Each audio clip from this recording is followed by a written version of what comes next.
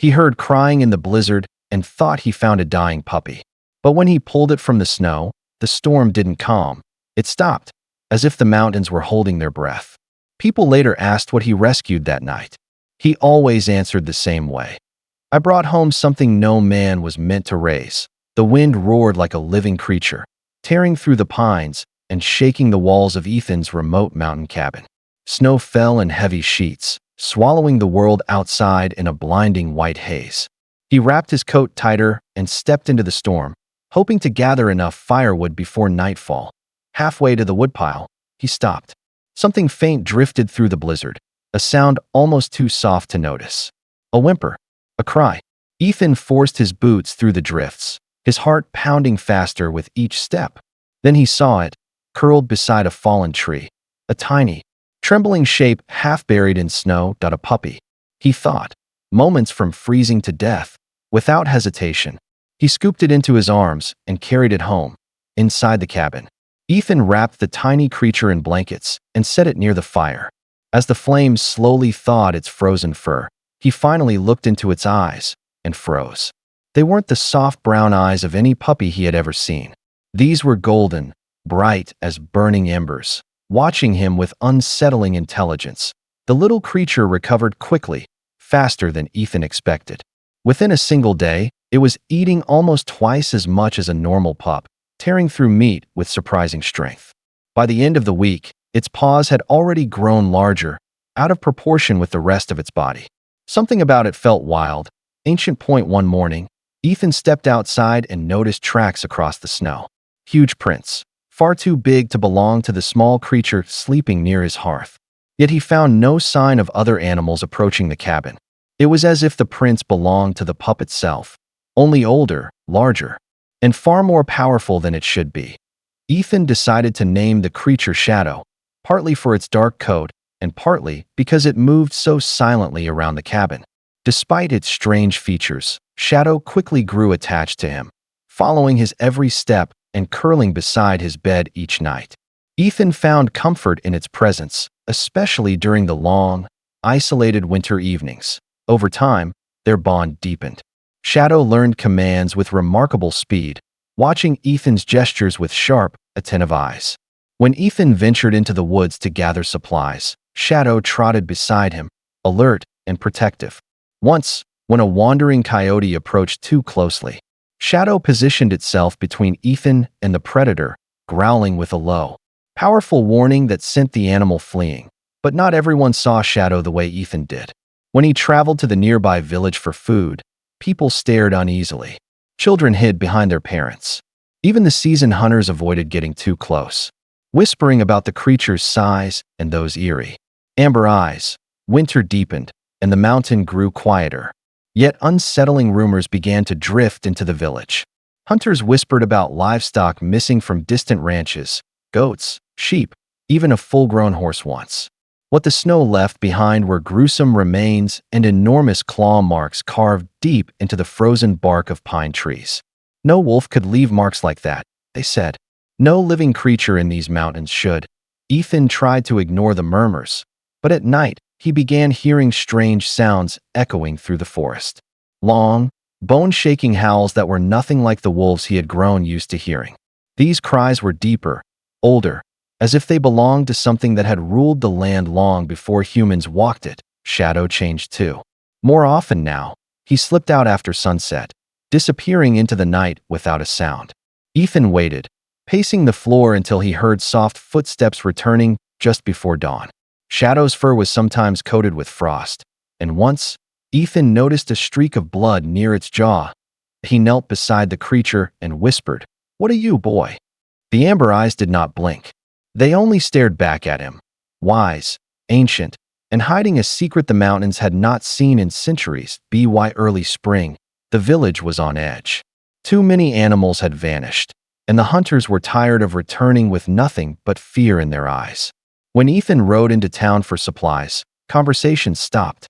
People stared, their suspicions no longer whispered but spoken aloud. Old Harris, a trapper who'd spent 50 years in those mountains, walked straight up to Ethan. "That ain't a dog you've got," he said, voice rough as gravel. "I've seen its prints. Whatever walks with you is a predator we can't afford roaming free." A murmur of agreement rippled through the crowd. Ethan clenched his jaw. "Shadow isn't hurting anyone," he insisted. "He saved my life more than once." A woman near the well shook her head. "Maybe now, but what happens when he gets hungry again?" The words hit like a winter wind. For the first time, doubt crept into Ethan's heart. He turned toward home, villagers' eyes burning into his back, and wondered if they were right. If love had blinded him to a danger growing stronger with every passing night, as the days stretched toward summer. Shadow's transformation became impossible to ignore. His body grew with stunning speed, broad shoulders, powerful legs, and a thick coat of fur that shimmered almost silver in moonlight. He was no longer the shivering creature Ethan had carried from the snow. He stood nearly to Ethan's waist now, muscles shifting beneath his pelt like coiled steel, but it wasn't just Shadow's size that changed.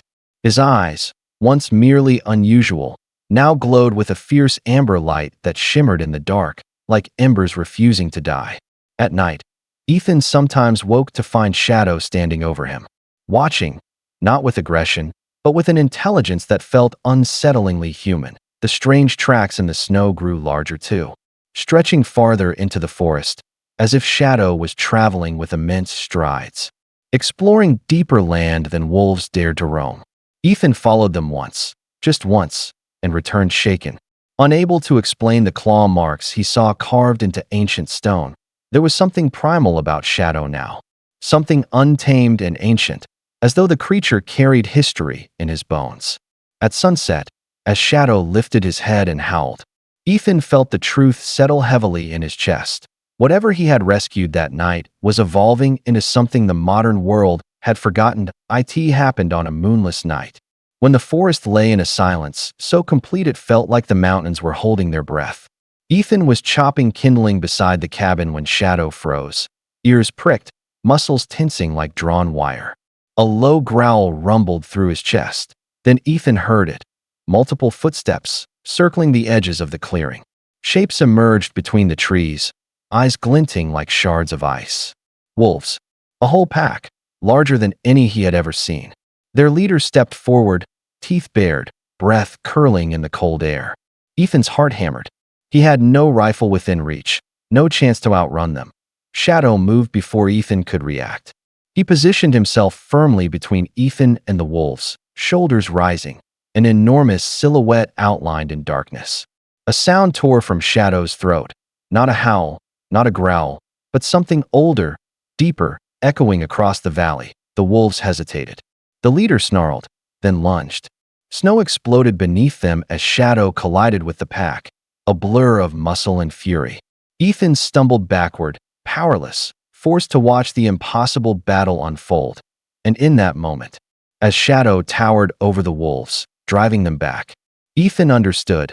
Shadow wasn't fighting them, he was claiming them. By dawn, the snow was stained and silent. The wolves had disappeared into the timberline, and Shadow collapsed just outside the cabin, sides heaving, fur streaked with blood that wasn't only his. Ethan dropped to his knees beside him, hands trembling as he pressed against the creature's wounds. Shadow's eyes opened weakly, still burning with that ancient fire, but softer now, almost apologetic. "You can't stay," Ethan whispered, feeling the truth cut deeper than the cold. Shadow belonged to the wild, to ancient mountains and forgotten legends. Keeping him here would only bring more danger, to the village, to Ethan, and to Shadow himself. With shaking fingers, Ethan removed the leather collar he had made months ago, the one Shadow had worn since the night of the blizzard. "Go," he murmured. "Lead them. Be what you were meant to be." Shadow rose, slow but proud, and vanished into the trees without looking back. A year passed, and winter returned with the same quiet snowfall that had once delivered a half-frozen mystery to Ethan's door. The cabin felt larger now, emptier, though Ethan often caught himself glancing at the tree-line at dusk, listening for footsteps that never came. Then, one evening, he saw them, two amber lights glowing far beyond the clearing. Shadow stood at the edge of the forest, broader, stronger, a silhouette crowned with frost. Around him, several wolves waited, still and silent. Ethan didn't speak. He simply nodded, a faint smile warming his breath, The wild had not forgotten him. Some bonds aren't meant to be tamed, only honored. Shadow returned to the mountains, but the memory of that blizzard night lived on. A reminder that even the wild holds moments of mercy. If this story touched you, don't forget to like, share, and subscribe for more incredible true wilderness tales.